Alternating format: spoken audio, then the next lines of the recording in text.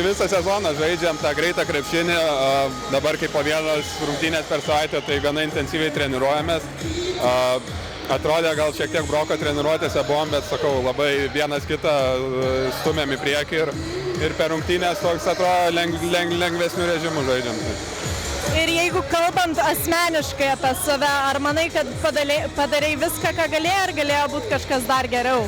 Manau, gynybai buvo šiek tiek broko, klaidų pridariau, bet šiaip, viską žaidėjai treti numeriai sukišo, man tiesiog užbaigti metimus reikėjo, tai lengviausias darbas čia yra.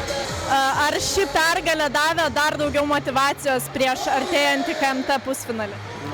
Motyvacijos gal ne, bet nežinau, pasitikėjimo šiek tiek, kad kokybiškai žaidžiam.